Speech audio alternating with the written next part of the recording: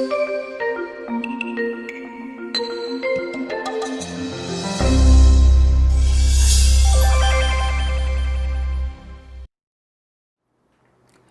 is better to live alone in the desert than with a quick-tempered wife who loves to argue. Proverbs 21:19. Mas mainam pa raw na mapag-isa sa ilang, sa kagubatan, sa disyerto, sa lugar na walang tao, kesa makipamahay sa isang asawang bungangera at mahilig makipagtalo. Proverbs 21:19. Ang pamagat ng pag-aaral natin ngayon, NAG-NAG, ungot-ungot. Walang katapusang bungangaan. Ang ating inspirasyon sa pag-aaral natin ngayon ay si Samson at ang kanyang lover na si Delilah. Na alam natin na si Samson ay napakalakas na tao, binigyan ng Diyos ng extraordinary strength. He is a hero of mythical proportions. Pero ang lihim daw ng kanyang lakas ay nasa kanyang mahabang buhok at sa kanyang pagiging Nazirite. Yung hindi siya umiinom ng alak at hindi siya gumagawa ng mga maraming bagay na ginagawa ng normal na tao kasi he was separated from the usual, the normal crowds at birth. In fact, before birth. Dahil siya ay merong misyon. Pero may weakness itong si Samson. Women. Siya ay maibigin sa mga kababaihan at ito ang naging dahilan na ang kanyang lihim ay mabunyag at ang kanyang lakas na mula sa Diyos ay mawala kahit man lang sumandali. Dahil kay Delilah. At siyempre dahil din kay Samson kasi pinayagan niya si Delilah. Nag-nag, ungot-ungot. Samson's strength was his hair or in his hair. But Samson's weakness was his woman, Delilah. Samson loved Delilah. But Delilah betrayed that love, and Delilah made nag and ungot-ungot to destroy Samson. Judges 16:16-19. Araw-araw ay iyon ang inuulit-ulit niya kay Samson hanggang sa mainis ito. Yung tanong siya lang tanong, anong secret ng strength mo? Anong secret ng strength mo? Kasi si Delilah ay binayaran ng mga kalaban ni Samson para alamin ang secret ng strength ni Samson at sabihin ito sa mga kalaban ni Samson. So ito namang Samson, walang kamalay-malay na taksil pala itong Delilah na ito. Siya pala ay pawala noong kalaban. Hindi niya alam na pagtataksilan siya.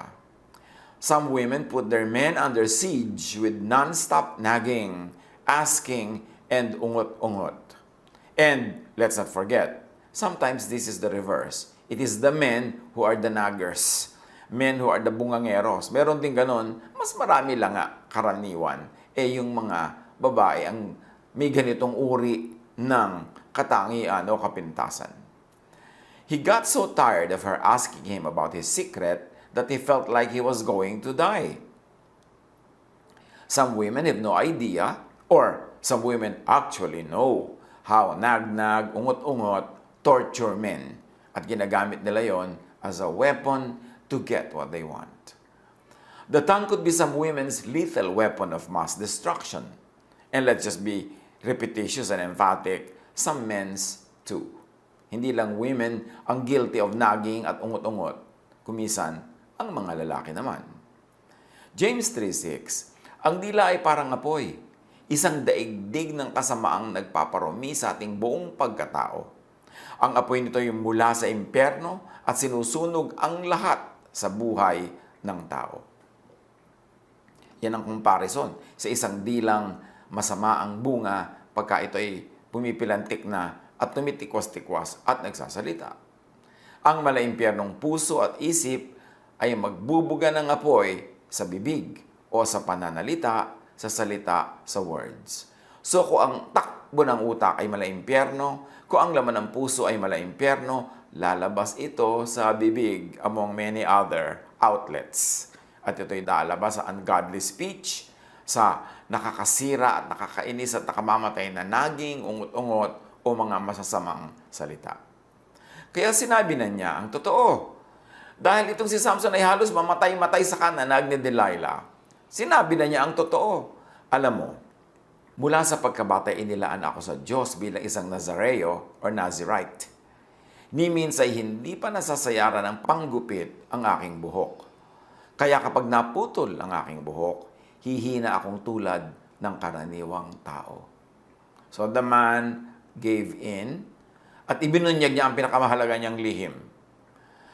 Upang matigil na lang the woman's nagging, ungot-ungot, cry-cry, maktol-maktol, dabog-dabog, playing mute and deaf, yung hindi naman kikibo at hindi rin sasagot at hindi magsasalita at kunwari hindi ka nadidinig, or upang matigil na lang the woman's use and denial of her other lethal weapon, ang kanyang alindog. Nabatid ni Delilah na nagsasabi na ng totoo si Samson, kaya ipinatawag niya ang mga haring Filisteo or Philistines. Ipinasabi niyang nagtapat na si Samson, kaya maaari na silang magbalik sa Sorek. Nagbalik nga roon ang mga pinuno, dala ang perang ibabayad kay Delilah. Si Samson naman ay pinatulog ni Delilah sa kanyang kandungan. Nang ito'y mahimbing na, tumawag siya ng isang tao at ginupit ang 7 tirintas ng buhok ni Samson. Nang mawala na ang kanyang kakaibang lakas, ginising ni Delilah si Samson. So the woman used the man's words against the man and to her advantage. Ang salita ni Samson, ginamit niya laban kay Samson. Ang pagtatapat ni Samson, ginawa niyang panlaban kay Samson na siyang nagpalakas sa kanyang sariling interest. That's why wisdom says, it is better to live in a small corner of the roof than to share the house with a woman who is always arguing. Kumisan parang sexist itong remark na ito. Kumisan parang one way naman, parang unfair, pero napakalaki ng katotohanan nito. Although hindi laging totoo, hindi absolute, at hindi applicable sa lahat ng babae o lahat ng mag-asawa. Pero ito'y nandito sa Book of Proverbs, a book of wisdom, kasi may napakalaking katotohanan na talaga namang napakahirap na may kasama kang nagger, may kasama kang bungangero o bungangera, may kasama kang walang tigil ng kasasalita, kauungkat ng mga bagay, kasusumbat, katatanong, hindi ka na mapapakali hanggang minsan dapat hindi mo na sasabihin mo pa kasi nga ay napuno ka na o kaya ay nalito ka na o kaya pati ang mga mararahas na salita, pangit na salita na hindi mo naman gustong sabihin, nabibitawan dahil napoprovoke. Sabi ng Proverbs 21:19, it is better to live alone in the desert than with a quick-tempered wife who loves to argue. So ano ang mga lesson natin sa maikling episode na ito ng kasaysayan ni Samson at Delilah? Na ang mission ni Samson ay halos na abort, although later on, ituloy din niya at great cost to his own life. Pero dahil nagtiwala siya sa babae, at yung babae naman nakuha ang gusto niya, kangangak-ngak, kauungot, kadadada, hindi maganda ang bunga nito, lalo kung merong magandang samahan. Maganda pa naman sana ang samahan ni Samson at Delilah dahil mahal naman ni Samson si Delilah. Proverbs 4:24, keep your mouth free of perversity. Keep corrupt talk far from your lips. At yung perverse talk, yung corrupt talk, ay hindi lang using bad words. Yun ay talking with good words with bad intentions. Kumisan, ganyan nga ang diplomacy, di ba? Ang gaganda ng salita, pero sa ilalim, nagbabakbaka na pala kayo, nagpapatayan na kayo. So, ganun din yun. Perverse speech din yun. Corrupt talk din yun. Kahit na napakaganda mong magsalita, ang ganda-ganda ng korte ng mga words, pero yung pala masama ang intention. O kaya deceitful. Proverbs 12:13, evildoers are trapped by their sinful talk, and so the innocent escape trouble. How do the innocent escape trouble? They do not talk too much. Siyempre, the more words, the more mistakes. The less words, the less mistakes.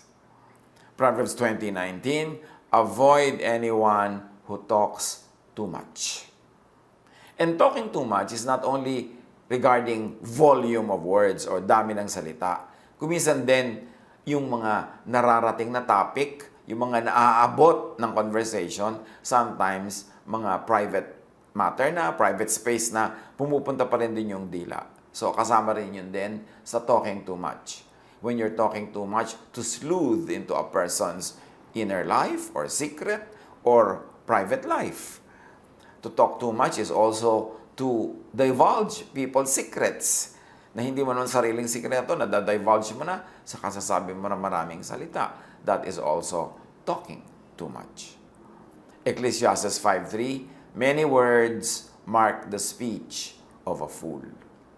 Pagka ang tao ay matalino, hindi siya laging nagsasalita unless sure siya at unless speaker siya at imbitado siya mag-speak. Pag sobrang maraming salita, maraming dadal, maraming comments, lagi na lang mayroong something to say, that's daw the mark of a fool, according to Ecclesiastes 5:3. Psalm 37:30, the mouths of the righteous utter wisdom, and their tongues speak what is just. So pagka hindi just, hindi na lang sasabihin. Pagka hindi wise, kahit totoo, hindi na rin pinagsasasabi. Hindi lahat naman ng totoo sasabihin mo. Hindi naman pagsisinungaling yun. Kundi, hindi naman kailangan. Bakit kailangan mo pang sabihin? Sabi nga nila, speech is silver, silence is gold. Especially kung nag-aaway kayong mag-asawa, kayong magkapatid, kayong magkaibigan, kayong mga miyembro ng pamilya, magkakatrabaho, magkakaibigan, magkakapitbahay. Pag pareho kayong galit, speech is silver, silence is gold. Kasi pag pareho kayong galit, ang tendency, mali-mali ang masasabi nyo na pagsisisihan nyo later. Makakadamage kayo ng damdamin, makakasira kayo ng mga relasyon, makakagawa ng damage sa buhay. So dapat pag nagalit ang tao, huwag na muna magsalita. I-express mo na lang yung galit mo another way at magsalita ka another time para meron ka ng control sa sarili. Ecclesiastes 31:7, there is a right time for everything, and everything on earth will happen at the right time. So may tamang panahon. Sabi, there is a time to be silent and a time to speak. Kumisan, pagod na pagod yung si husband, tanong ng tanong si wife, ayaw tumigil ng katatanong. Ang nagiging ending, away. Hindi na lang maghintay kung kailan nakapahinga na yung isa, kalmado na, at saka mag-usap. Yung pagpipilit at paggigiit na mag-usap, kahit wala sa panahon, ang nagiging bunga niya, 99% damage. Pagka sinabi ng isa na, saka na tayo mag-usap, kung hindi naman dahil nasusunog yung bahay o merong naghihingalo o ikakamatay, pwede naman talagang ipagpaliban eh. Pero hindi. A nagging wife or husband or anybody, a nagging anybody, will insist. Ngayon na, pag-usapan na natin ito, ano nagiging bunga? Nagkakaayos ba? No, nag-aaway lang. Lalo lang nagkakalayo. There's a time to be silent. And there's a time to speak. There's a time to ask. And there's a time to refrain from asking.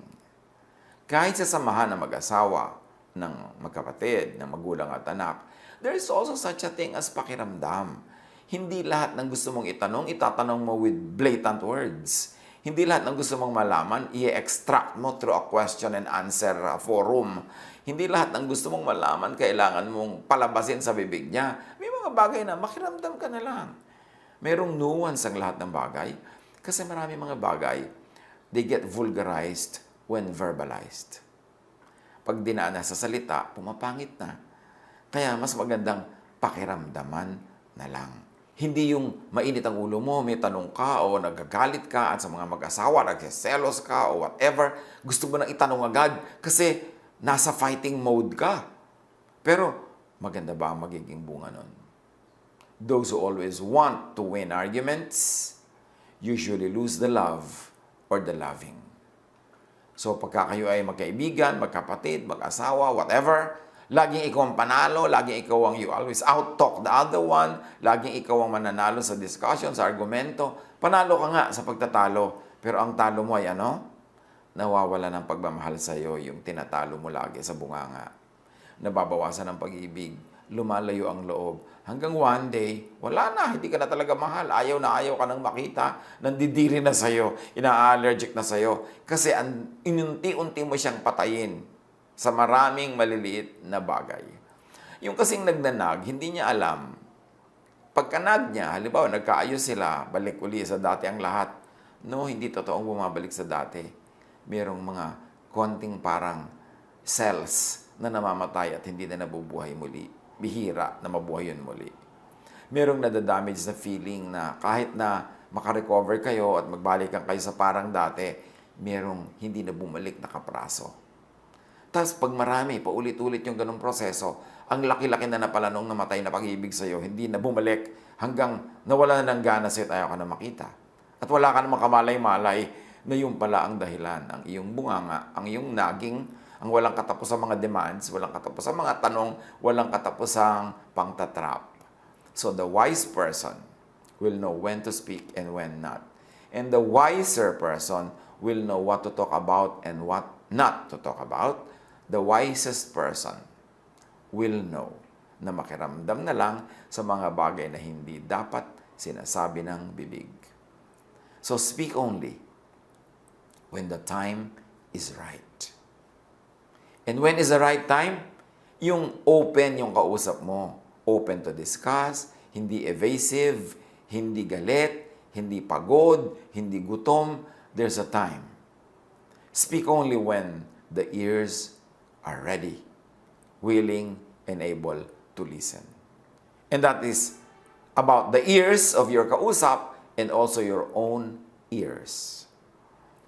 Pag nakikipag-usap ka sa isang tao, lalo confrontational, lalo galit ka o meron kang issue, dapat pakiramdaman mo kung bukas yung tenga niya sa oras na yun. Kasi pag hindi, tatalbog lang yung mga salita mo, hindi papasok. Lalo ka naman magagalit. At mamaya, magagalit na rin siya. At hindi lang yun. Pag gusto mong kausapin na isang tao, dapat willing and ready and able siyang makinig. At ikaw din. Ready, willing, and able to listen. Kasi, paano kung hindi mo magustuhan ang sagot niya? Paano kung hindi ka handa sa sasabihin niya? Ano naman gagawin mo? Madadagdagan ng iyong galit. Madadagdagan ng iyong fury. Many people fall out of love because of the many little wars that go on. Na may isang laging nananalo, o may isang laging nakakainis, o may isang laging nakaka-phobia, nakakatakot ng kausap dahil painful lagi ang topic, o kaya ang kulit. Tapos, akala niya pagka nagkasundo na sila, nagkabati na sila, everything's back to normal. But there is something, a little something that dies. And if this process of communication doesn't stop, the entire thing could die. Or could slumber, could hibernate.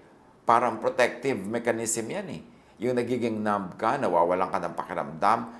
Dahil ganun ang natural na ginagawa ng mga tao. To protect our feelings, to protect our emotions, to protect our sanity, we shut down. So, kung magsa-shutdown din lang ang kausap mo, know when to stop talking. And hindi lang know when as in time. Know when to give up an issue. When to give up an ideal or a fight or a project or something you like. Kasi kung lagi yung pagkakaguluhan yan, baka dapat i-give up mo na lang yung idea rather than give up the person na kausap mo. Kailangan wise ang tao. Let's learn from our mistakes and from the mistakes of others. Speak only when you would win hearts, not arguments.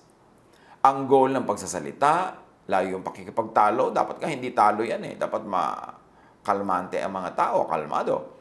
Pero ang goal mo talaga is to win the heart of your kausap, not to win the argument. Hindi lang yung ma-prove mong tama ka, ma-prove mong mali siya. Hindi lang yung matrap mo siya kung sakaling may alam ka, gusto mo siyang i-entrap.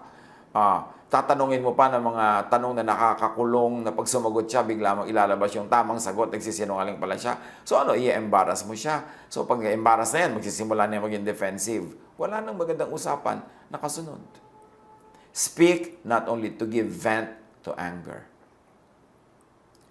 Yes, nakakapagtanggal ng galit ang pagsasalita, lalo pagsasalita ng niloloob. Pero huwag ka lang magsasalita para magtanggal ng galit. Kasi pag tinanggal mo yung galit mo, ililipat mo yun sa kausap mo. Siya naman mamaya ang galit. James 1:19, My dear brothers and sisters, take note of this. Everyone should be quick to listen, slow to speak, and slow to become angry. Meron naman mga patient na sana pero naubos na yung patient dahil nga sa NAG-NAG, ungot-ungot, dak-dak-dak-dak nitong isang partido.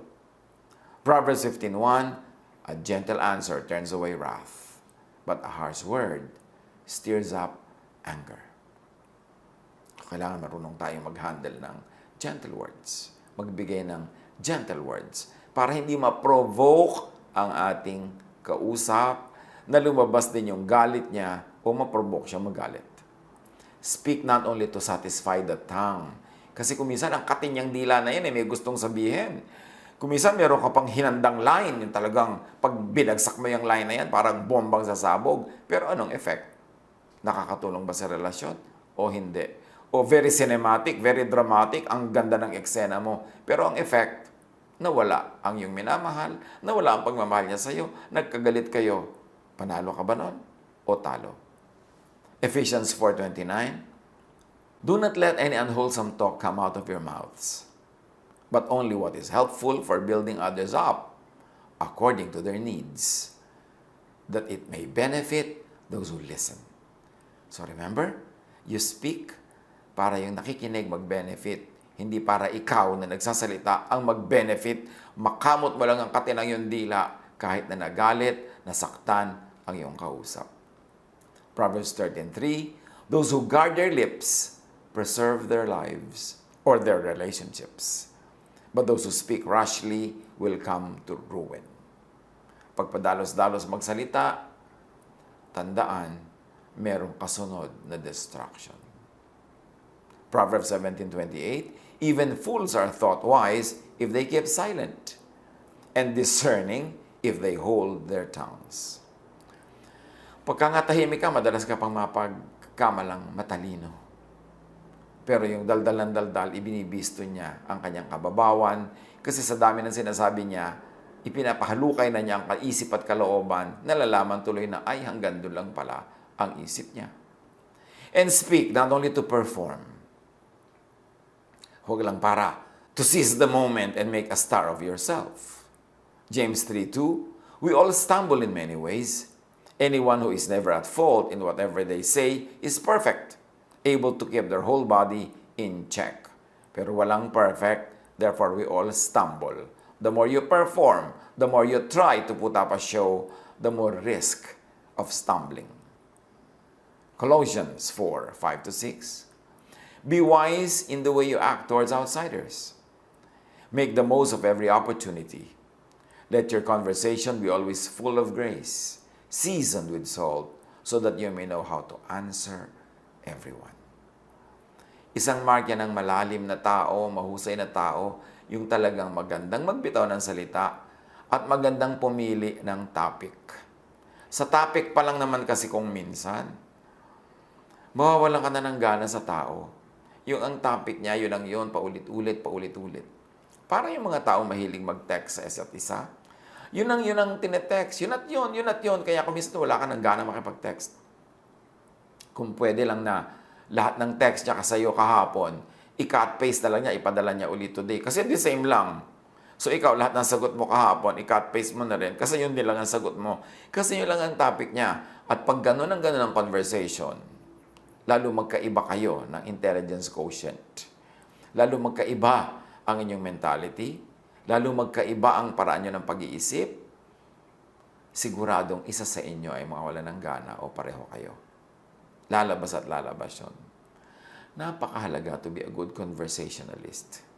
Huwag lang basta may masabi. Maraming mga nonsense na sinasabi ang tao, hindi na kailangan sabihin. Isa na lang dyan, ba yung ingat? Kung gusto mo, kuminsan pag nakakatanggap ka ng ingat, gusto mong sagutan, siyempre, mag-iingat ako. Alam mo, hindi ako mag-iingat. Ba't kailangan mo sabihin sa akin yan? Pero actually, magandang intention ng nagsasabi ng ingat. Ang gusto lang niya sabihin, I care for you. Pero hindi ba tayo pwede mag-isip ng ibang paraan ng pagsasabi ng I care for you? Pwede bang sabihin na, baka mag-umulan, may dala ka bang payong? I care for you din yun. Pagka halimbawa, ang kausap mo ay magugutumin, lalo diabetic, pwede mo sabihin, may baon ka ba dyang kapraso makakain or snack? Kesa ingat. Lagi nilang ingat, nakakabor ng tanggapin yung ingat na yan. Kasi kung may tatlong kausap ka, lahat din sila sabi, ingat. Parang gusto mo sabihin, bakit hindi ba ako mag-iingat kung di nyo sabihin? Meron pang, nagsuswimming ka o nagpapasyal ka, sasabihin, stay safe. Yung, para ba sinasabi mo na nagpapabaya ba ako sa sarili ko, nagsuswimming ako, ibig sabihin, humahanap ako ng danger? I'm sure magandang intention na nagsasabi noon, pero hindi ba pwedeng sabihin ng ibang words, ibang paraan, kundi yun na lang ng yun, boring na tuloy matanggap. This is what we mean. Ngayon, may mga tao naman na siguro yung level of kind of thinking nila, yung mentality nila, hindi nila napapansin na boring yun, nag-enjoy pa sila. Pero merong mga nakakapansin na boring yun.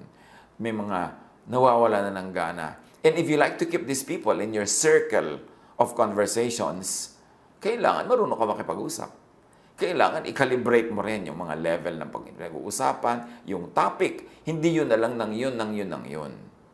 That is, if you value people, if you value your relationship with them, and you like to use speech or communication tools to enhance your relationship, not to destroy it. Speak not only to wow the third-party audience. Meron naman kasi, nagsasalita, yung sinasabi na matatanda na, sa kalabaw ang hataw, sa kabayo ang latay.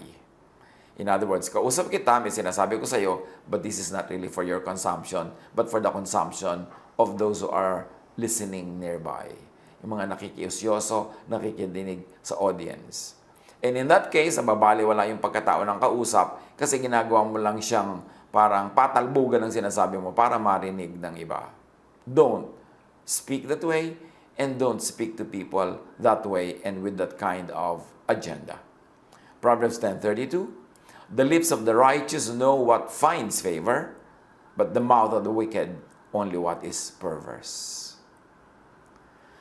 Proverbs 20 verse 3, it is to one's honor to avoid strife, but every fool is quick to quarrel.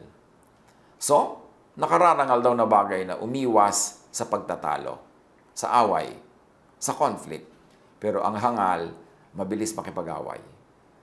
Kasi pag may nadinig ka kuminsan na parang pwede mong gamitin at palakihin na gulo, kung matalino ka, palalampasin mo na lang eh. Pero kung mapang-away ka, kulang ka sa necessary intelligence, gagamitin mo pa yon, babalikan mo pa, ire-repeat-repeat mo pa, pero anong bunga? Gulo, away, is that really what you want? Proverbs 10:6, blessings crown the head of the righteous, but violence overwhelms the mouth of the wicked. At ang wickedness dyan, hindi lang yung outright murders, hindi lang yung outright violence, yung nakakasakit ka rin ng damdamin o nakakasira ka ng samahan. Speak not only to display power. Proverbs 11:9, with their mouths the godless destroy their neighbors, but through knowledge the righteous escape. Speak not only to defeat the enemy, but to turn him or her into a friend. And what we mean here by enemy is not exactly enemy, but speak not only to defeat whoever you like to defeat, but to turn that person into a friend. Not to win a discussion, but to win a heart. And sometimes, keeping silent is the best way to win hearts. Kung well-timed silence, meron naman mga silence, lalo silence ng mga wives, silence ng mga girlfriends, na nakakainis na silence. Kasi maktol na yung silence. Tinatanong mo, ayaw sumagot. Kinakausap mo, ayaw mag-react. Hindi yun ang magandang silence kasi mas nakaka-provoke ng anger yung ganong silence, yung silence na drama. Proverbs 18:21, the tongue is the power of life and death, and those who love it will eat its fruit. So, nakakamatay o nakakabuhay ang salita, at yung maiibigin sa buhay, pag-iingatan ng kanilang salita. Kasi ang itinatanim inaani, pag itinanim na yung salita ay pangit, pangit ang ani. Pag maganda ang tanim, maganda ang bunga.